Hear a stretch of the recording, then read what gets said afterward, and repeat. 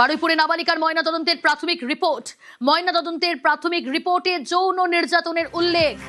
আরো একবার জানিয়ে রাখবো, ইতিমধ্যেই ময়নাতদন্তের প্রাথমিক রিপোর্টে যৌন নির্যাতন, নাবালিকার দেহে একাধিক আঘাতের চিহ্ন। অভিজিৎ রয়েছে আমার সঙ্গে টেলিফোন লাইনে। অভিজিৎ, কি উল্লেখ করা হলো ময়নাতদন্তের রিপোর্টে? প্রিয়াঙ্কা, এই ময়নাতদন্তের রিপোর্টে হাড় হিম করা তথ্য উঠে এসেছে এবং সেখানে যা উঠে এসেছে নাবালিকার দেহে একাধিক ক্ষতচিহ্ন রয়েছে। মাথায় আঘাত করা হয়েছে, আঘাত করার পরই তাকে জলে ফেলে দেওয়া হয়। মৃত্যু হয়েছে জলে ডুবে, পাকস্থলীতে জল পাওয়া গেছে, যৌনাঙ্গে ক্ষতচিহ্ন রয়েছে।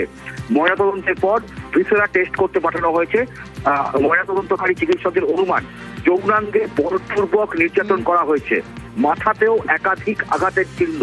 যৌন নির্যাতন করে মাথায় আঘাত করে জলে ফেলে দেওয়া হয়েছে এবং তারপরেই জলে ডুবে মৃত্যু মনে হওয়া হচ্ছে। এবং মাথায় আঘাতের পরে যখন জলে ফেলে দেওয়া হয় সেই সময়ও বেঁচে ছিল এমনটাও প্রাথমিকভাবে মনে করা হচ্ছে ময়নাতদন্তের রিপোর্টে। কারণ ওই নাবালিকার পেটে অতিরিক্ত জল পাওয়া গেছে, মাথার ক্ষত থেকে অতিরিক্ত রক্তক্ষরণ এবং জলে ডুবেই শেষ পর্যন্ত এই নাবালিকার মৃত্যু হয়েছে বলে প্রাথমিক রিপোর্টে উল্লেখ করা হয়েছে। এবং শরীরের বিভিন্ন অংশে, ঘাড়ে থেকে শুরু করে কোমর থেকে শুরু করে হাত পা বিভিন্ন জায়গাতে আঁচড় কামড়ের চিহ্ন পাওয়া গেছে। অর্থাৎ বেশ কিছু আঘাতের চিহ্ন পাওয়া গেছে তার যৌনাঙ্গের সঙ্গে শরীরের বিভিন্ন অংশে। এবং কোনো জায়গায় কোনো ভারী জিনিস দিয়ে তার মাথা ঠুকে দেওয়া হয়েছে অথবা কোনো ভারী জিনিসের মধ্যে তাকে মাথায় আঘাত করা হয়েছে কোনো ভারী জিনিস দিয়ে, এমনটাও উঠে এসেছে ময়নাতদন্তের প্রাথমিক রিপোর্টে। ফলে মনেই করা হচ্ছে যে যৌন নির্যাতন এবং মাথায় আঘাত করার পরে জলে ডুবিয়ে তাকে মারা হয়েছে, এমনটাই প্রাথমিকভাবে উঠে এসেছে এই ময়নাতদন্তের রিপোর্টে। প্রিয়াঙ্কা, বেশ অভিজিৎ।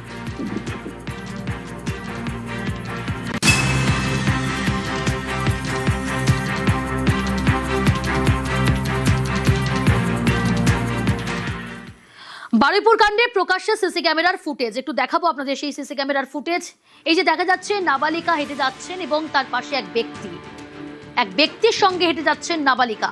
4 তারিখ বিকেল 4:44 সেই সময়কার সিসি ক্যামেরার ফুটেজ প্রকাশ্যে এসেছে। ফুটেজে নাবালিকাকে যেতে দেখা যাচ্ছে, নাবালিকার সঙ্গে এক ব্যক্তিকেও দেখা যাচ্ছে। কিন্তু এই ব্যক্তিকে, তাকে কি গ্রেপ্তার করেছে পুলিশ? কিভাবে এই ব্যক্তির সঙ্গে ওই নাবালিকা হেঁটে যাচ্ছে এবং কি পূর্ব পরিচিত এই ব্যক্তি, সবটা জানার চেষ্টা করব, আপনাদের জানাবো। অর্পণ রয়েছে আমার সঙ্গে। অর্পণ, অনেকগুলো প্রশ্ন। সিসি ক্যামেরার ফুটেজ ইতিমধ্যেই প্রকাশ্যে পুলিশের হাতে এবং এই সিসি ক্যামেরার ফুটেজ দেখেই কিন্তু তদন্ত চলছে, এগোচ্ছে। কিন্তু জানতে চাইবে এই ব্যক্তিকে, একে কি গ্রেফতার করেছে পুলিশ?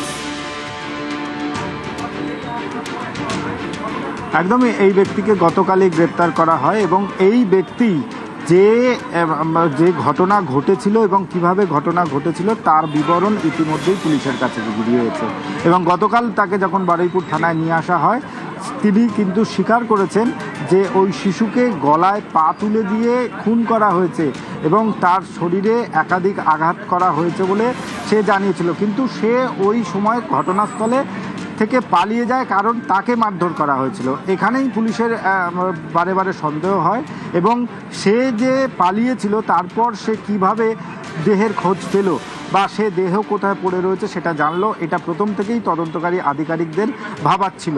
এবং এই ঘটনায় যে তার ভূমিকা রয়েছে সেইভাবেই তদন্ত এগিয়ে যায় এবং সেখানে গিয়ে আরো 4 জনের নাম উঠে আসে এবং সেখানে চেষ্টা করব তোমার কাছ থেকে। তুমি যে কথা বলছো যে সিসি ক্যামেরার ফুটেজে যে ব্যক্তিকে দেখা যাচ্ছে নাবালিকার সঙ্গে হেঁটে যেতে এবং সেই ব্যক্তি পুলিশ যখন তাকে নিয়ে যায়, এই ব্যক্তি কি চিনিয়ে দিয়েছিল যে নাবালিকাকে কোথায় রাখা হয়েছিল, যে পুকুর থেকে দেহ উদ্ধার করা হয়, এই কি সেই ব্যক্তি?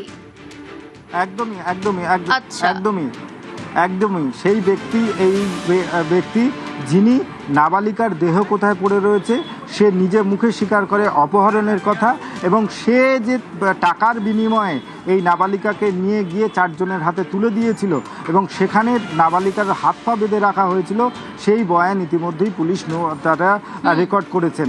এবং এরপরে 4 জনের মধ্যে যে 4 জনের কাছে দিয়ে আসা হয় তার মধ্যে 2 জনকে সে চেনে বলে দাবি করেছে এবং 2 জন অপরিচিত ছিল। অর্থাৎ যেটা মনে করা হচ্ছিল যে এলাকার মানুষজন রয়েছে, তার বাইরেও থাকতে পারে বলে তার কথার সূত্র ধরে পুলিশ এগোতে থাকে। আর সেই কথা মতো আজ সকালে একজনকে এবং মূল যে তাহলে অর্পণ এই ব্যক্তির সঙ্গে কি নাবালিকা কিংবা নাবালিকার পরিবারে পূর্ব পরিচিত, সেই কারণে কি নাবালিকা যাচ্ছেন ওই ব্যক্তির সঙ্গে? সিসি ক্যামেরা ফুটেজে সেটা দেখা যাচ্ছে। একদমই দেখো 12 বছরের একটি শিশু এবং 12 বছরের একটি শিশু মনে যেটা আসে সেটা যে এলাকার একজন ব্যক্তি, তার নাম না জানলেও সে যদি এসে তাকে জানিয়েছেন যে তার দাদা ডাকছেন এবং তার দাদার কাছে যাওয়ার জন্য সে বলেছেন, এবং যে এলাকায় সে তার বন্ধুর জন্মদিনে যাচ্ছে বলে তাকে জানায়, সে ঠিক যেখানে তার মৃত্যু হয়েছে তার পাশেই তার বন্ধুর বাড়ি। অর্থাৎ সে যে পরিকল্পনা করে এসে তার দাদা ডেকেছে এবং সেই কারণেই সে তার সঙ্গে যেতে রাজি হয়েছেন এবং স্বাভাবিকভাবেই যে স্বতঃস্ফূর্তভাবে সে হেঁটে যায় এবং হেঁটে যাওয়ার পরেই যেটা সে বয়ান দিয়েছে, কিছুটা যাওয়ার পরেই তার মুখ চেপে ধরে রেল লাইন পার করানো হয় এবং একটি পেয়ারা বাগানে তাকে আটকে রাখা হয়, হাত পা বেঁধে ফেলে রাখা হয়। তারপরে এই 4 অভিযুক্ত সহ যে 4 অভিযুক্ত তারা কিন্তু সেখানে আবার মদ্যপান করেন, তারপর সেখানে থেকে সে চলে আসেন বলে পুলিশের কাছে জানান। এবং সেখানেই পুলিশের একাধিক প্রশ্ন যে সে কেন চলে এলো, সে কেন প্রতিবাদ করলো পা বাঁধার জন্য, এবং সেখানে আরও একটি প্রশ্ন, সে যে বারে বারে যে বয়ানটা দিচ্ছিল পুলিশের কাছে প্রথম ব্যক্তি যার সিসি ক্যামেরার ফুটেজে পাওয়া যাচ্ছে, বেশ কয়েকটি অসঙ্গতি আসে। আর সেই কারণে সিটের সদস্যরা তারা এই ঘটনা পুরো বিষয়টা খতিয়ে দেখছেন তদন্তকারীরা। একই সঙ্গে সিসি ক্যামেরার ফুটেজ প্রকাশ্যে আসতেই তদন্তের কিনারা হচ্ছে আস্তে আস্তে এবং তদন্তের গতি যথেষ্ট বেড়েছে। এবং যে কথা বারবার করে বলছি যে অত্যন্ত গুরুত্বপূর্ণ এই সিসি ক্যামেরার ফুটেজ যা ইতিমধ্যেই কিন্তু পুলিশের হাতে।